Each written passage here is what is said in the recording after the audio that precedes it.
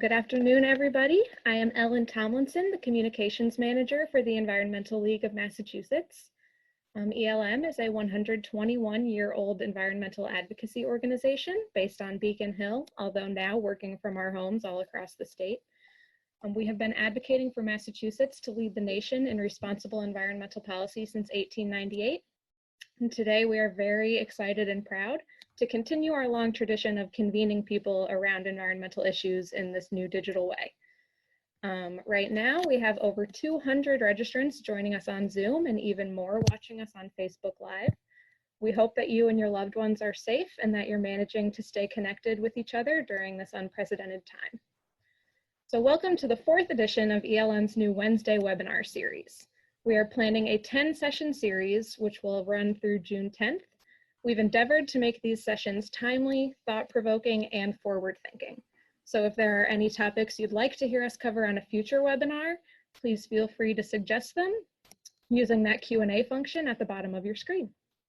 We also want to extend our sincere thanks to Biogen, whose generous support makes this whole series possible. In the past 3 weeks, we've heard about the interconnections between climate change and human health, how the most vulnerable among us are bearing the worst impacts of both climate change and the COVID-19 crisis, and about how our federal policymakers are approaching a stimulus that would benefit our economic, climate, and justice goals. We are also recording all of these sessions, and they will be available to view on ELM's website and our YouTube page. So today we're really excited to be joined by Pulitzer Prize-winning Boston Globe environmental reporter David Abel.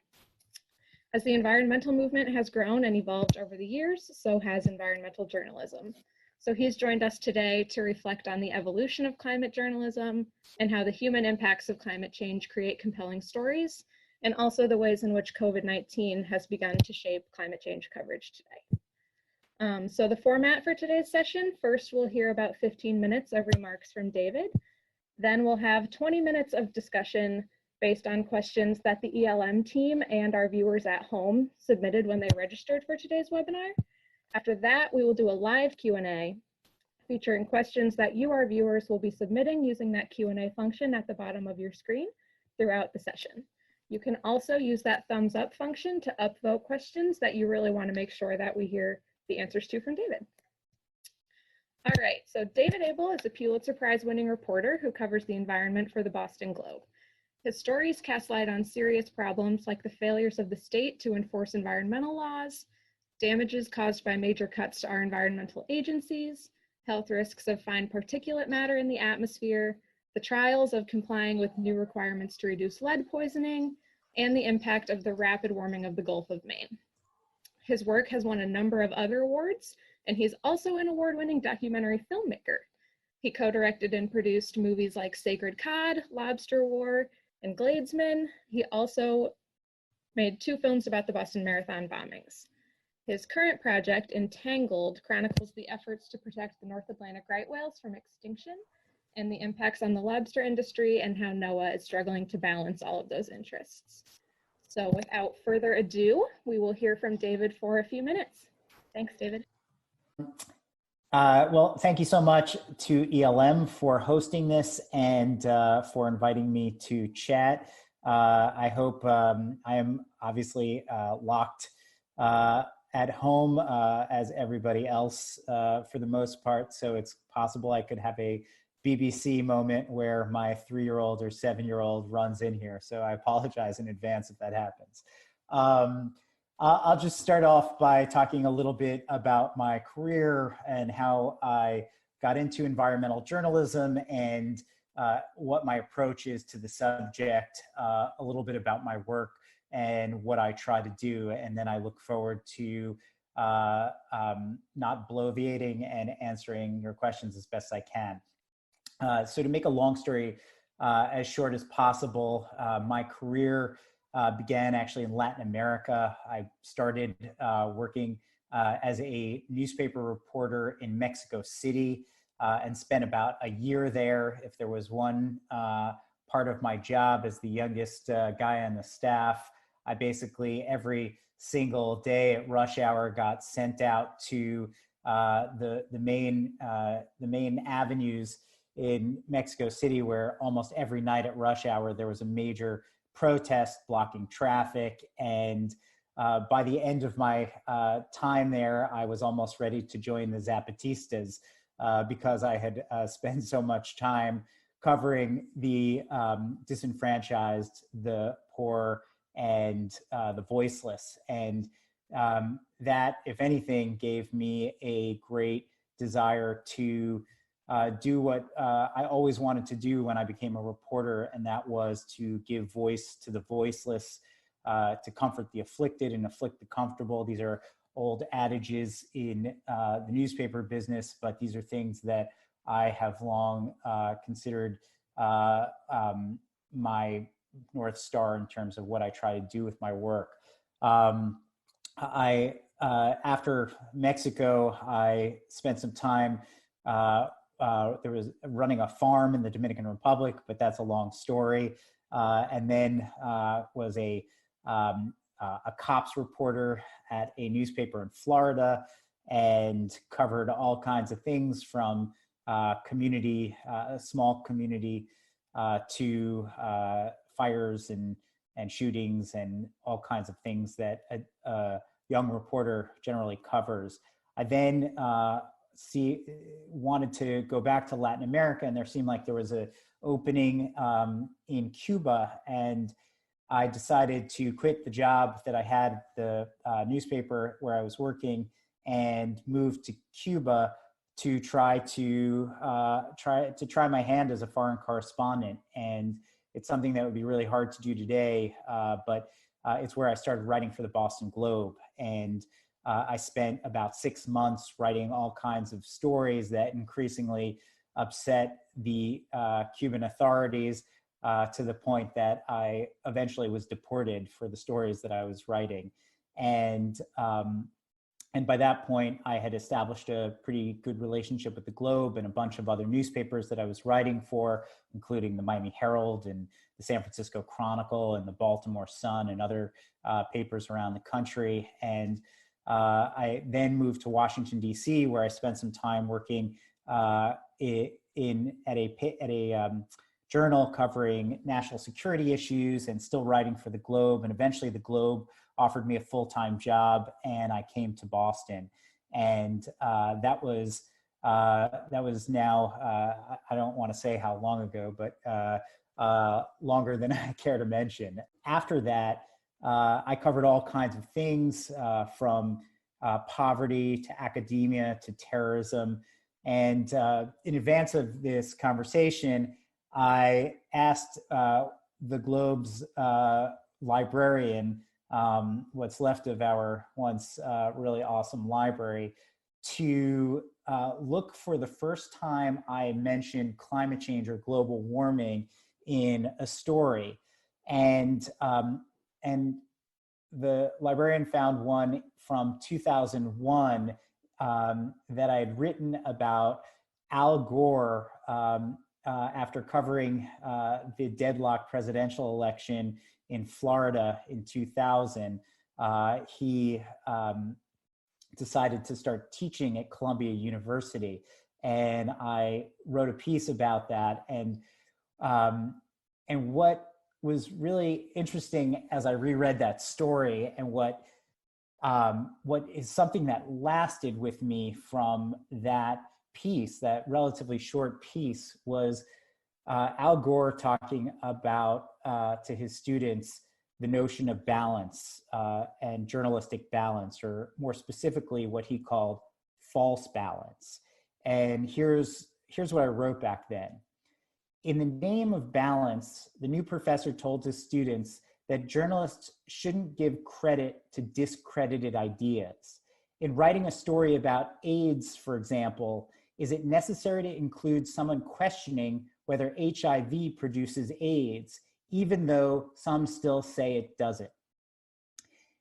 That was an important idea that I carried with me about a decade later, when I ended up taking over the environment beat at the Globe.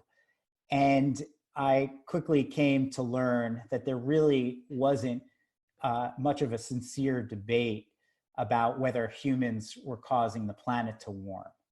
And over time, I realized that part of my mission as the Globe's environment reporter was to reflect to readers that climate change was not some distant abstract idea or ideological point of view, but rather it was a fact and a clear and present danger, one that's been having an increasing impact on people's lives in recent years and is likely to have more of an impact in the coming years. My beat at the paper, though, as Ellen noted, has extended beyond just climate issues.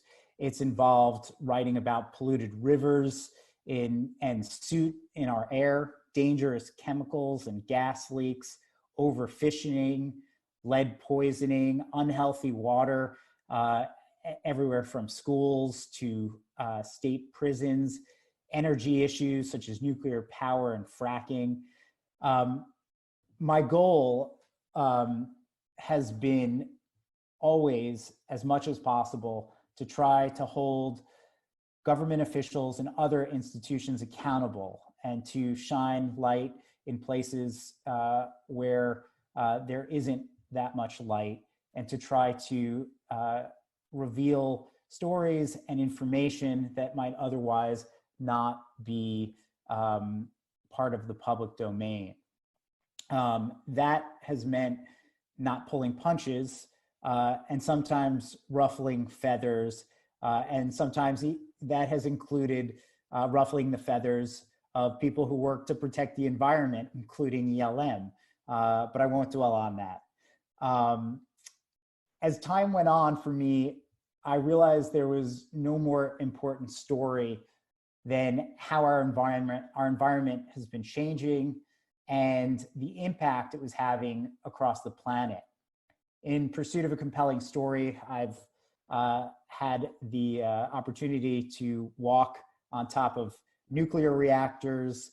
I've boarded ice-covered fishing boats before dawn, crossed the melting Arctic sea on a snowmobile to write about the rapid warming there, and even once had the opportunity to venture into the wilds of the island of Palm Beach to write about the threat of rising sea levels at one particularly famous property there. In New England, the warming so far has probably had the most pronounced impact on our oceans, especially, as Ellen mentioned, the Gulf of Maine, which has been warming faster than nearly any other body of water on the planet. That warming has had a major impact on many of our region's iconic species. It has also had a major impact on the commercial fishing industry, which is vital in our region as it employs, or until recently, employed more than 80,000 people and generated roughly about $4 billion just in Massachusetts on an annual basis. As part of that coverage, I began writing about the demise of cod and had the opportunity to visit Newfoundland in Canada to write about how cod had disappeared there many years ago and what the impact of that was on their community, which was really which centered around the fishing industry and was devastated when their main source of income essentially vanished. And that was relevant because we were starting to see that here in the Gulf of Maine off New England. And then as there had been increasing reports about the decline of cod, the federal government did something that was unthinkable. Cod was, we have something called a sacred cod that hangs from the rafters of the State House.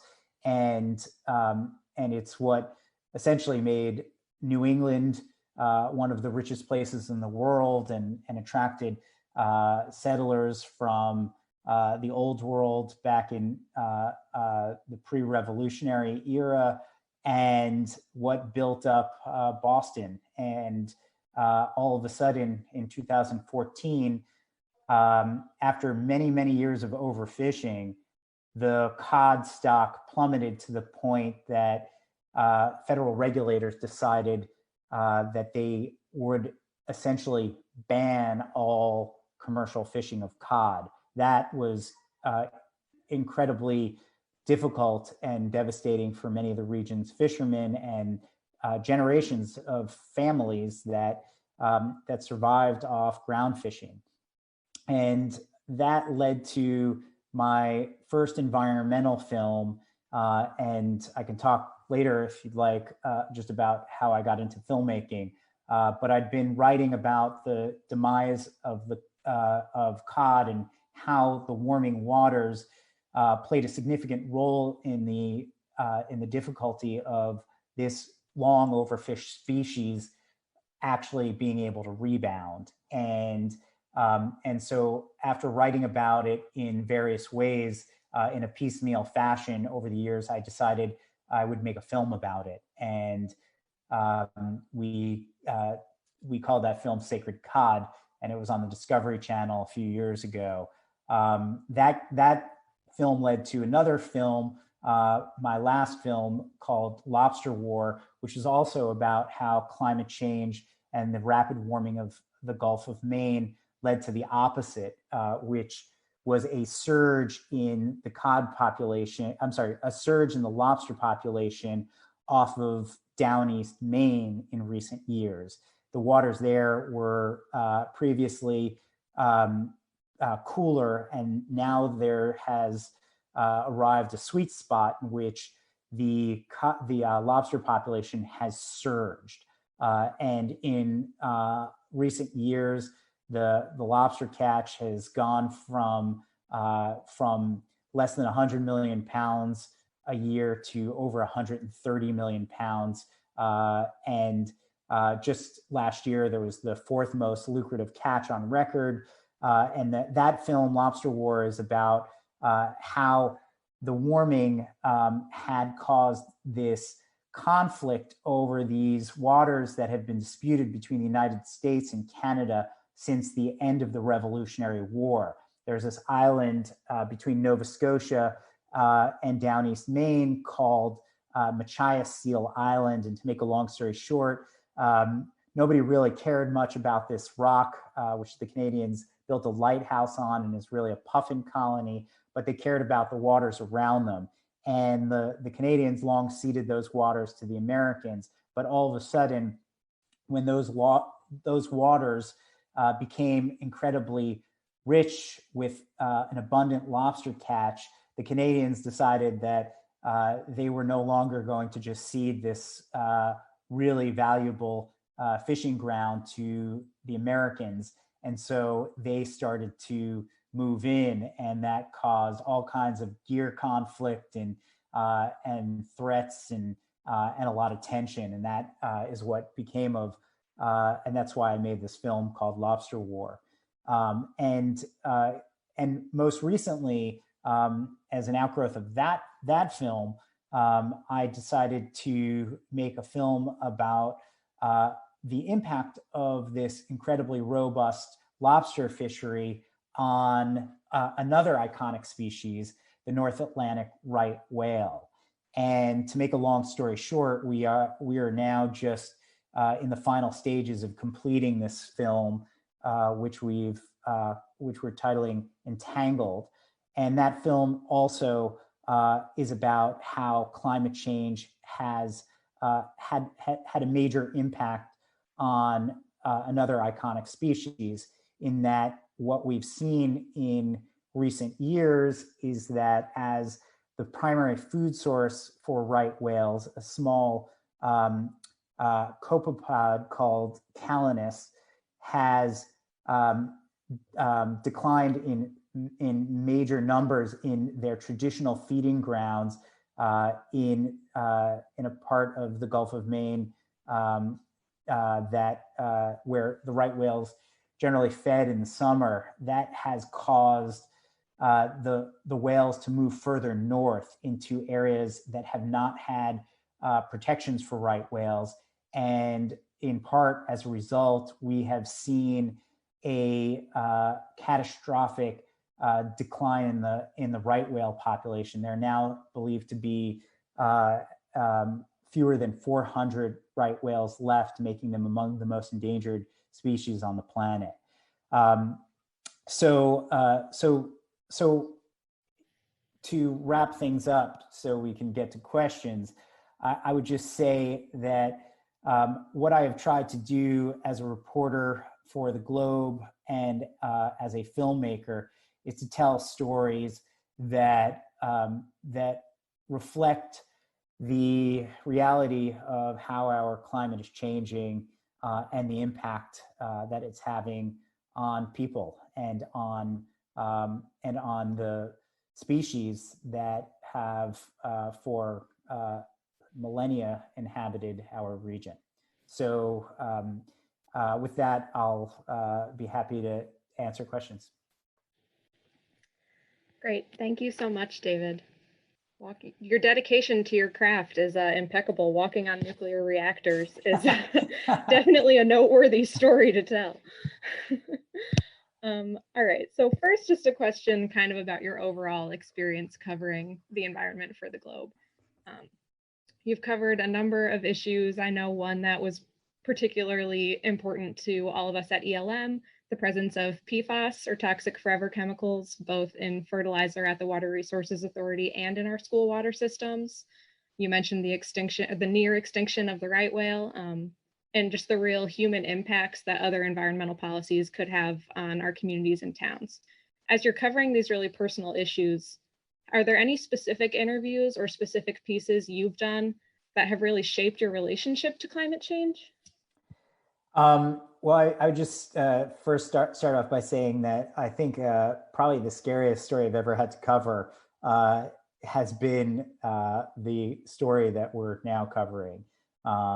So it's not exactly a climate story, but covering the virus is unlike anything I have covered before. And I would say that to answer your question, it's hard to really say one story versus another. I mean, I've been affected by many of the stories that I have written over the years, and they all sort of leave an impact on me in one shape or in one way or another. I would say in recent times, I went down after the hurricanes Irma and Maria devastated the Virgin Islands, and then Puerto Rico. What was that? 2 years ago now, maybe 3 years ago. I can't keep track. Yesterday feels like it was a year ago. But seeing how I as a reporter who worked in Florida, my family lives down there. I know what hurricanes can do. I've lived through a number of hurricanes, but to see the power of a Category 5 hurricane essentially shear the green off of these incredibly lush islands was something hard to imagine beforehand. I think I had written for the paper after going to St. John after Irma hit there. It was like winter came to the tropics, just to see every leaf on every tree just completely blown away, and every structure leveled as if a bomb had hit was unbelievable. And seeing in Puerto Rico, American citizens having to put PVC pipes into streams to fill water jugs because they didn't have enough water to drink, or they didn't have enough water to flush their toilets or shower with. that was something that will stick with me for a long time. And seeing the ways people did not survive that catastrophe is something that had an impact. And I think that most people attribute the force of those storms to what we expect from climate change. Yeah, back to, you mentioned the current situation we're all in. You've been writing a number of stories kind of connecting COVID-19 and its effects on Massachusetts and our communities to environmental issues. I know you did one about, you're not allowed to use reusable bags anymore in certain parts of the state. People are taking more advantage of our parks and other opportunities to use nature. So ways like that, I see you're connecting the two. How else is COVID-19 shaping your overall coverage of the environment and climate change right now? Well, it's having a major impact in that the traditional stories that I would write as a journalist, and I think, for everyone right now, perhaps, what we were doing a few weeks or months ago suddenly has started to feel somehow tangential to our present concerns. And the truth is that my focus in the last few weeks has been mainly on covering the health consequences of the virus. And so it has meant less traditional coverage of all of the things that I just discussed about air and water and PFAS and other things.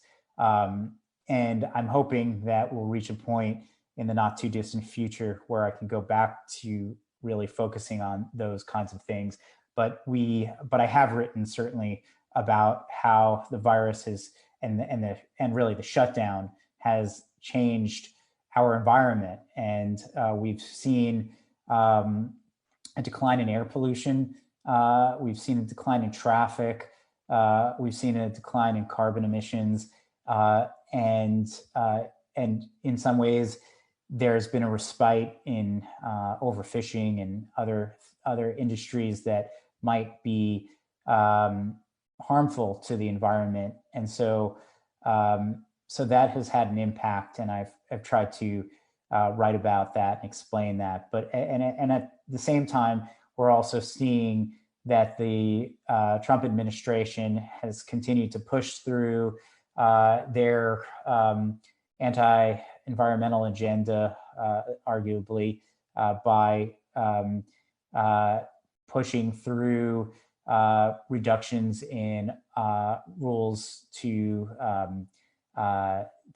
reduce emissions for vehicles or methane and other things, and that they have not let up on that. So that's still a story that has been and needs to be covered. Great. You had said that the first time you mentioned climate or global warming in a story was 2001. That's a good fun fact there.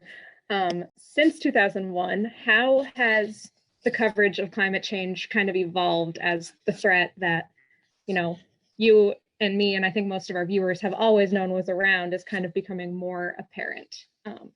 For instance, I know ELM, we're becoming more focused on the intersectionality with other issues like equity and health, which I know you're covering those connections as well. But how has it evolved since you first mentioned it in 2001? Well, back then we used to just call it global warming, and we don't use that language as much anymore. I read a good book called Global Weirdness when I started this beat, and I think that I think the biggest change, as I mentioned in my initial remarks, is that it's not really something that is. The story is not about the ideological debate. I think that's beyond us. I think the story is more about the impact, whether it is, as you mentioned, how it affects people differently from disparate socioeconomic backgrounds, and how it will affect them, how it has caused industries to have to adapt, and how government is adjusting its plans, and how it's affected our politics as well. I think one of the things that is interesting to see is our governor. Governor Baker, when he is in his initial campaign years ago, I can't remember the date, was famously asked whether he thought humans were responsible for the warming of the planet or played a role in it. And he said, as a lot of Republicans did back then, that he wasn't a scientist, and though he had been educated at Harvard, wasn't smart enough to even posit an answer. He has been, I think, a leading voice of action in more recent years on climate issues, and to the point that that ELM didn't endorse the Democratic candidate for governor this time, in part because they saw promise in Governor Baker's approach to this issue, and now his administration is leading an effort to reduce transportation emissions throughout the region, and has taken other steps that reflect that how we as a society address climate issues does not have to be a partisan or ideological debate, but that there can be reasonable solutions that different political parties should hopefully be able to agree on how to deal with. It might be, if there's a house that's burning, everybody should hopefully agree that you should put out the fire, but maybe you put sand on it, or maybe you put foam on it, or maybe you put water on it, and that's what's the best approach is the reasonable way of talking about this. It's good to hear that you aren't really feeling the weight of climate denialism as you go about covering these issues. And as you said, we have made a lot of progress in Massachusetts over the last few years. We at ELM are also particularly thankful to Governor Baker and Secretary Theoharides for leading on the Transportation and Climate Initiative. What are some areas where you think Massachusetts has made real progress since you've been on this beat? And what are some areas where you think we're definitely still lagging, or topics that aren't getting as much attention as you think they should be? As a state, we, I think, led the nation more than a decade ago with the Global Warming Solutions Act, which was for years among the most progressive laws aimed at reducing emissions.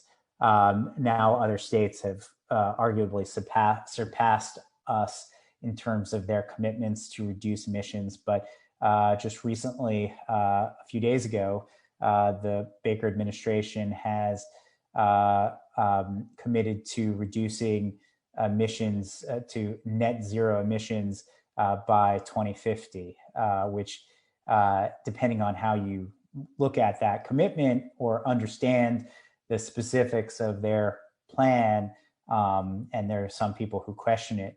It's a story I'm considering for the paper.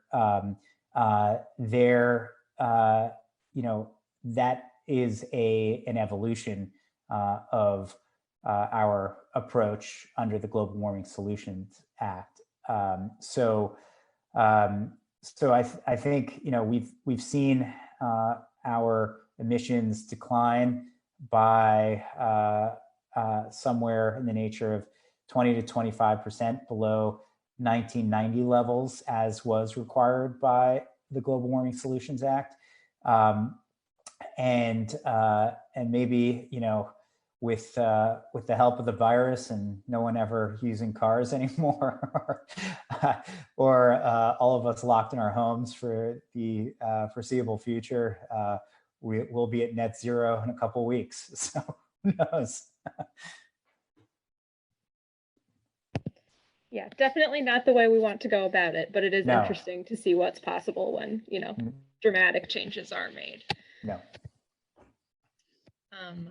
So more generally, in today's world of print media, online media, social media, and the fast-moving news cycle, particularly that we're in the middle of right now, what do you think really catches readers and makes a good story? Is it headlines? Is it videos? Have you found social media to be an effective tool? And how does what's working impact the way you tell your stories? I mean, I think the fundamentals are the same. I think as a journalist, my goal is to be fair, is to shine a light on things, as I said, that need light, is to tell stories in as compelling and clear language as possible, and to highlight the inequities in our society where they exist. So I think all of those things are the fundamentals of what I have tried to do, and most other journalists I know worth their salt have tried to do before the advent of Twitter or Instagram or Facebook. So in that sense, I don't necessarily see a change as much as, the fundamentals are what I think make our journalism at the Boston Globe worth investing in and reading and subscribing to. And I think that there are different mediums now that convey things in different kinds of ways, and that is just a part of the world we're living in. And in some ways, it's great, having the ability to share information quickly and with an audience that can quickly disseminate information in a sorry to use the word viral way, is a good thing. But it also can be for the bad when information is wrong and or inflammatory or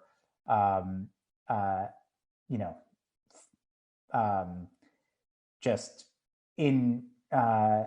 insidious in some way that is not good.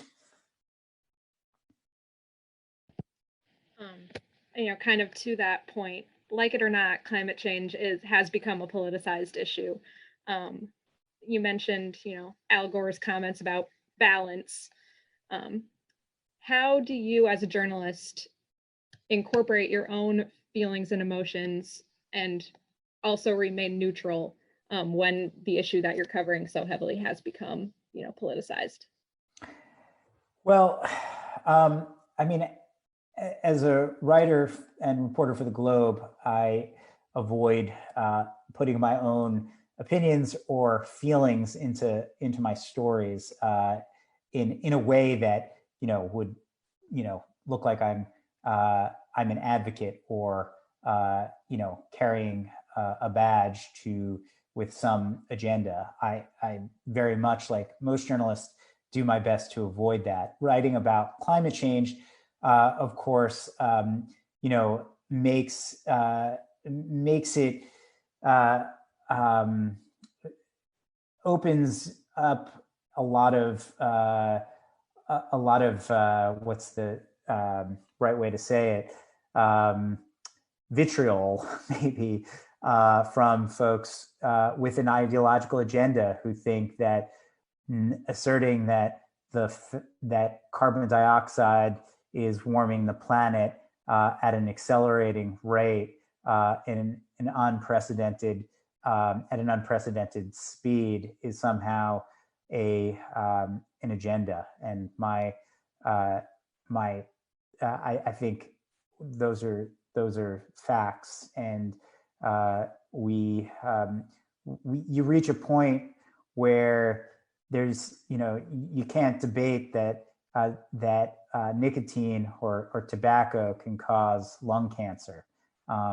You just have to say that the preponderance of the science suggests that this is a reality, and therefore you have to start from that and not be clouded by those who suggest otherwise. All right, awesome. I think we're going to start moving into our live Q&A. So these questions have all been submitted by audience members that are watching right now and have been upvoted by their fellow viewers that thought they were good questions. What kind of, for lack of a better word, mistakes have you seen advocates make when trying to communicate their ideas? And of course, particularly our audience today is interested in environmental issues, but what advice would you give to advocates or supporters when they're trying to get their point heard? Well, the first thing is, I've had that question asked to me a number of times, and I don't like to tell anyone how to do their job, let alone advocates. But I'll say a couple things. First, don't flood my inbox on Earth Day. If you want to get your story across, it's probably not the time to do it. Environmental journalists, get a lot of email, and then on Earth Day it becomes absurd. And I say that only because I've recently lived through that experience yet again. But I would just say that folks trying to communicate with journalists need to make their pitches as clear and concise and direct as possible, without dressing it up in flowery, nonsensical language. I want to know, some basic things if there's a story, and I would love for folks who are listening to this to email me at dabel@globe.com or find me on Twitter at davabel. And if you have a compelling story idea, I would love to hear it. But your pitch should basically be reflecting what is the urgent issue, why is this relevant now, how is this having an impact on our region. I'm not writing about what's happening in Mongolia to the environment. I'm writing about what's happening here in New England, and why is this story going to be relevant to the readers of the Boston Globe? Great. Taking notes myself. All right, let's see. Here's a good one. As a journalist, what realizations have you made about Americans' desensitivity to climate change and our effect on it? Our desensitivity to climate change. I'm not exactly sure I understand what that means, but I would say that in some ways, I would suggest, based on our most recent presidential primary, I think the issue is now as central to the debate as it ever has been, or at least was before the virus made everything else seem completely irrelevant. So I think that folks, an increasing part of our electorate has made their concern about environmental issues and specifically climate change quite clear, to the point that we heard in debate after debate and plan after plan from the Democratic presidential candidates that there needs to be a plan and action to address what most people consider to be an urgent threat. to our society and others around the planet.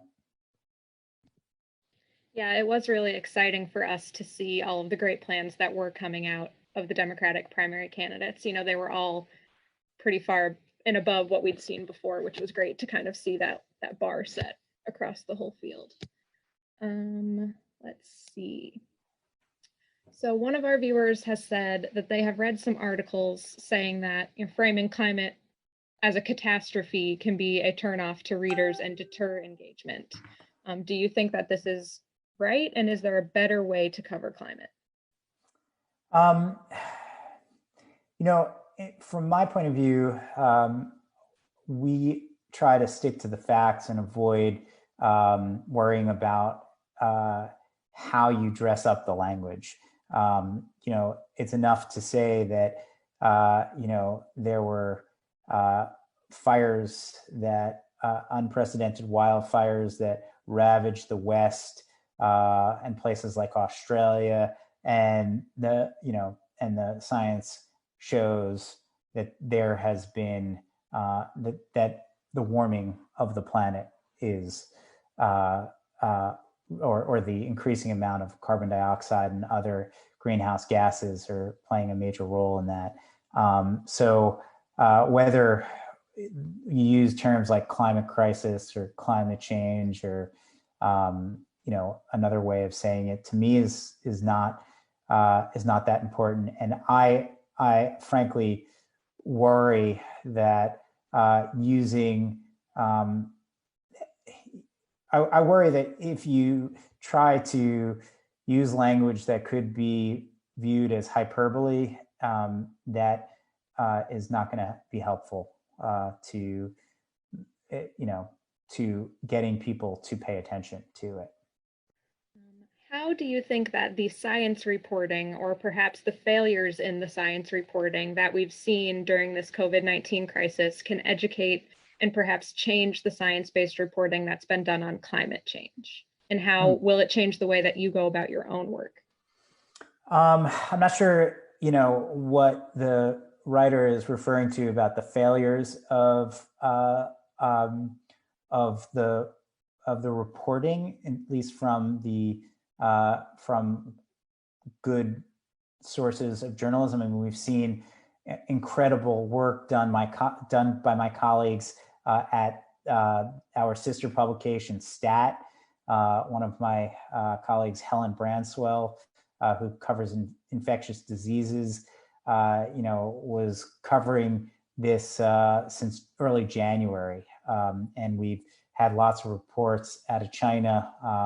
Some of the coverage that about the virus led foreign correspondents from the New York Times, I believe, and the Washington Post, and maybe the Wall Street Journal, I might be getting that wrong, to get kicked out of China for their journalism. So I think there's been a lot of really great journalism that has been vital and important. And I think we've seen, subscriptions to the Globe rocket in recent weeks, in part because I think people recognize the value of careful, thoughtful journalism. And I'm not saying that just to defend us or other journalists, but I'm a consumer of it on a minute-by-minute basis, as everybody else is, when I'm not writing it myself. And I, I'm grateful to a lot of really good, thoughtful, critical reporting. That doesn't mean that there hasn't been, failures, arguably. It I think is hard to imagine where we are today, or it might have been hard to imagine in mid-January that we're the place we're in today, even though the warnings might have been flashing. I think for a lot of people, I remember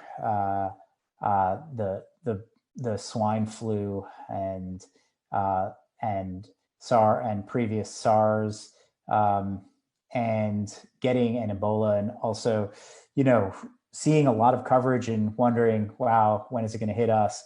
And then it never quite made it to our shores in the way that COVID-19 has. And I think for me and probably a lot of people, we sort of thought, well, you know, maybe it's just, you know, it's going to happen like with the others. So I don't know, maybe it's a human coping mechanism.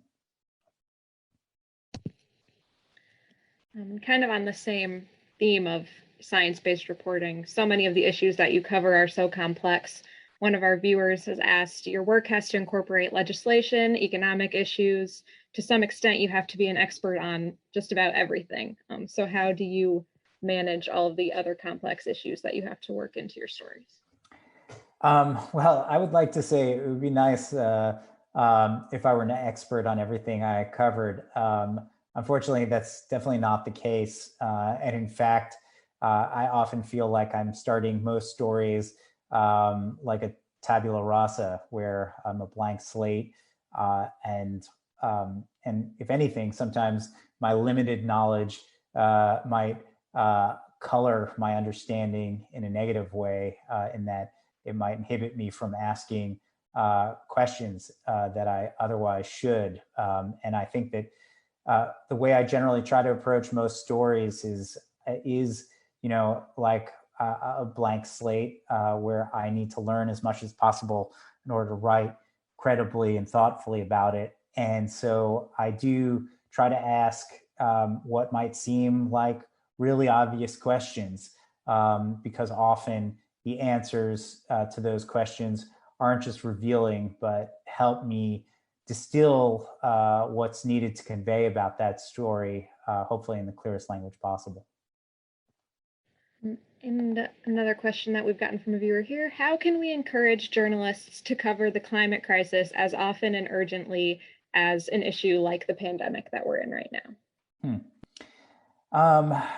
Well, I mean, I think we have seen a lot of really powerful climate reporting in recent years from a range of different publications.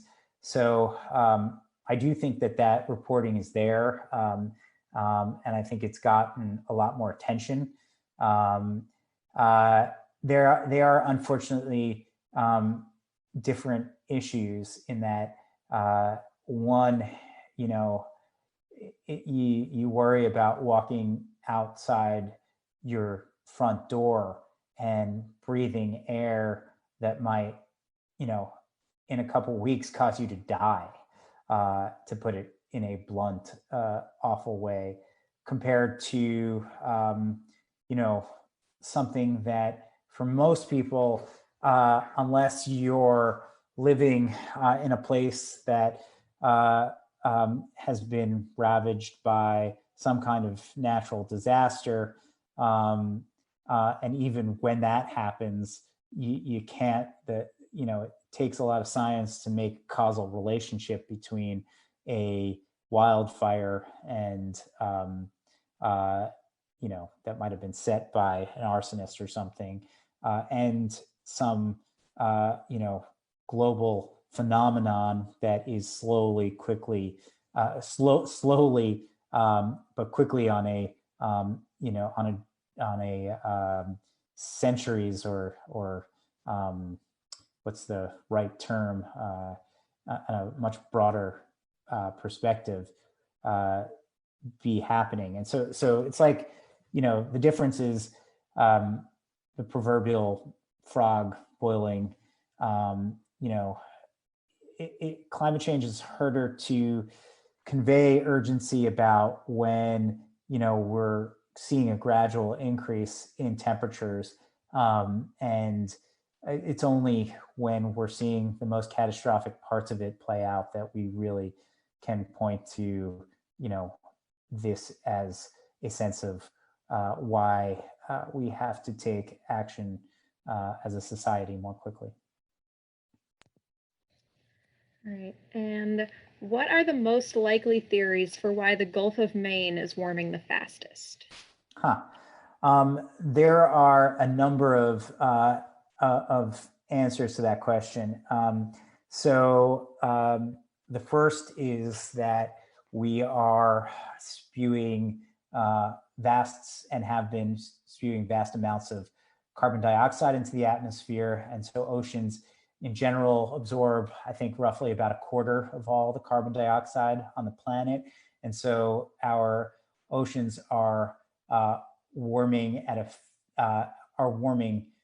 around the world. The Gulf of Maine is unique in that the warming has also played a role in disrupting the major Gulf streams. The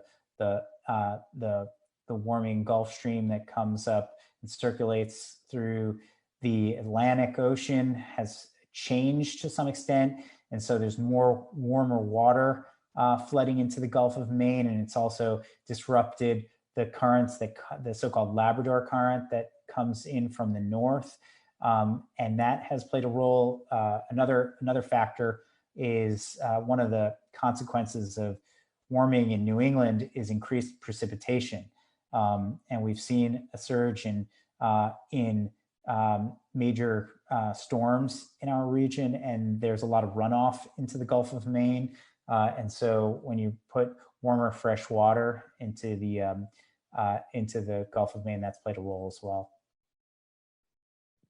Very interesting. Last couple quick ones here. What bylines and Twitter feeds, other of course than your own, do you recommend that our viewers follow or track for environmental and climate news? Of course, ELM. Thank you. Didn't even make me do it myself. No, I'm going to shy away from that. I don't want to make any endorsements. There are a lot of people I follow. I suppose you could look on my Twitter feed. I think it's public and you can see who I follow. But I'd shy away from making any public endorsements like that. All right. And last question here. What can those who are joining us today do to support environmental journalism right now? To make another pitch, you should, I say this with a lot of deep feeling.